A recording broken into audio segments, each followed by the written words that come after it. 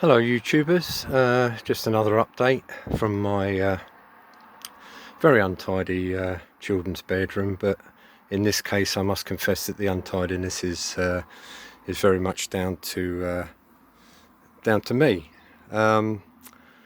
It's shelves have been taken over by me, and as you can see I have left no space unattended. It's remarkable what you can squeeze into bookshelves when you actually get around to it. Even a couple of, or three in fact, wooden figures of Tintin, which my wife brought back from Africa, from Senegal, carvings of the boy reporter. You won't be surprised to know, as I said during this time of lockdown, that you won't be surprised to know that I've actually been reading quite a lot. I haven't been doing so much painting actually, but I've been reading an awful lot. And this is always very dangerous because you pick up a book and you immediately are enthused with that particular subject. In my case, an old favourite of mine, the Jacobite rebellions. I was all full steam ahead, completed the Becker's command figure, and had purchased quite a lot of figures from New Line Designs for a War of 1812 project. I made the mistake of picking up one of my books. I mean, I've got a number here, one of them in particular, Like Hungry Wolves. This is the one of these books in the series that I was describing earlier. There's a Waterloo book, there's a Rorke's Drift, and various others. And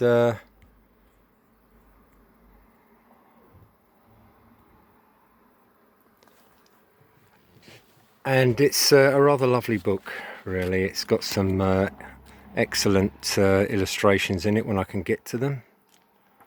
Just see if I'm getting the correct, can't seem to make this camera turn round, but some very nice illustrations there. And I've got a bit of the old passion back for Jacobite rebellions. I've been up to Scotland many times, been on Culloden Moor many times, and just as recently as last June, I was up at Culloden, and it seems hard to believe now. I mean, it seems an awful long time ago, but I purchased this book, which, as you can see, I bought on the 13th of June last year at Culloden. It was a rainy day, and I don't know, some 7 or 8 months before all of this current nonsense started, and I think it's safe to say none of us could have imagined what lay in store for us at that point. But in any case, quite familiar with the subject, not in the greatest of detail, but certainly in terms of the battlefields and the general history. And yeah, I sent off for some more figures for the Jacobite rebellions this time, some Highland Army and some British Line and Grenadier troops. So yeah, I'm still flitting around, not quite sure what I'm doing. Nothing really changes there, but finding it difficult to centre on one subject. As I say, every time I pick up a book I get quite enthused about what I'm looking at. I just thought I'd show you a couple of the books on my shelf. This is one I picked up some years ago, Confederate Army Paper Soldiers. I don't know if you're aware of the history of paper soldiers, but they do go back a couple of 100 years. And you know, this was as much as anything, I mean, I'm not going to use it as to cut them out or anything, but in terms of actually illustrations, it's as good a reference book as you'll get anywhere. and yeah, they're all meant to be stuck on card and used as sort of display purposes there. But the other one that was more for wargaming purposes, and as far as I know these are still available, was Civil War paper soldiers. You can see a general view on the front there of what's going on, and this book comes complete with, if I remember correctly, it's got the artillery. Sorry, a bit of trouble there to artillery and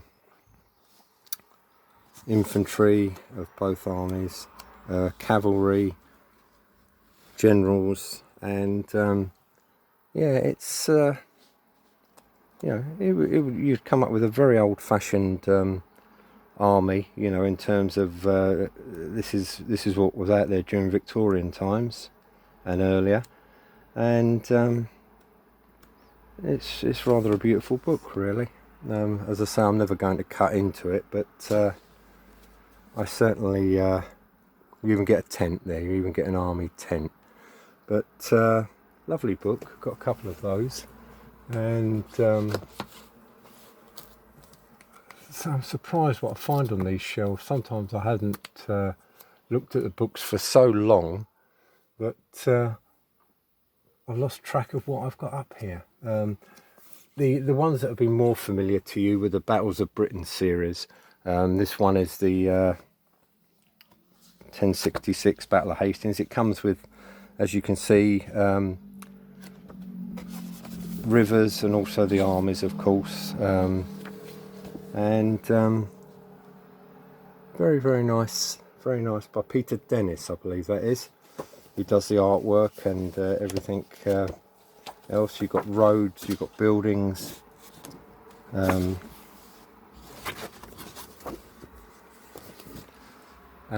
some lovely work there, just to be stuck onto a balsa wood or card to give them some rigidity, and then you end up with a, you know, rather nice tabletop. There's a view of the figures set up, and they do look very nice. If you're not into painting, they take a lot of careful cutting out, but if you're not into painting, you've got quite a lot of cutting to do there. What else have we got? Yeah, let me see now. Yeah, there was another one. There is English Civil War, which again, roads, buildings,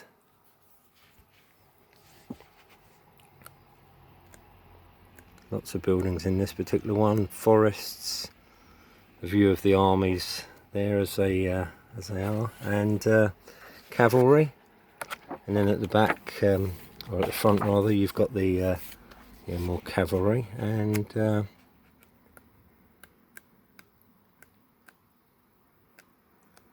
altogether quite a nice book. I think they're about £14. There's the infantry, Highlanders, Irish. Yeah, I mean, a very nice set of books, really, to be honest. And just looking at any other things on the shelf, I started to run out of space for the soldiers, the plastic soldiers, and starting to fill up other spaces now. But overall, yeah, I've got every nook and cranny filled up. Yeah, Battles in a Box, American Civil War, and for King and Country. I completed the King and Country and nearly completed the American Civil War box. The set I quite like was M. Ha's Medieval Crested Knights, which are very similar, if some of you have ever seen Britain's produced some metal model soldiers and casting or plaster castings of the spectators and tents and everything in a huge box, which I have. Costs about £100, and I think it's about £300 now. It's the box is huge. It's about 3 foot or 4 foot by 4 foot, and it was a full-size version of that, and yeah, the MHAR version is quite pleasant. I've got most of Donald Featherston's books here.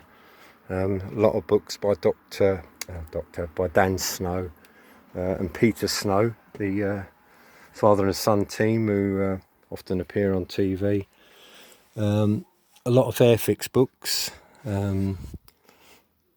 Awful lot of Osprey, of course. Last Days of General Gordon, and American War of Independence. These have been reprinted now, but there's nothing like getting the old version. The old version is always superior. The quality of the photographs inside is superior. Got War Games in Miniature, Joseph Morschauser, which was a book detailing war games in 54mm, and quite a nice book. He was one of the early pioneers, or early-ish pioneers in America, of you know, the wargaming scenario. And the two famous books there, of course, most famous of the War Game and Charge, two very well-known books of their time reprinted. Black Powder Rules, War Game Compendium. Yeah, most of the books will be familiar to you. And yeah, I'm still searching through for various books that I know I've got, but which I'll possibly put down in the garage. But anyway, I don't know if the rest of you are the same as me. You probably are, in that you end one project and sometimes you've got 2 or 3 things flying around in your head, and you're not really sure what you're going to settle on. And I even thought at one point about doing the Tamiya El Alamein set, which comes with the British Infantry Africa Corps, an Italian gun, and a British and German tank. I thought about starting on that, but decided not to. Just the figures up the top there are, I don't know if you can see those, but I've repainted those. They were Britain's Arabs, which can date from any time between 1920 down to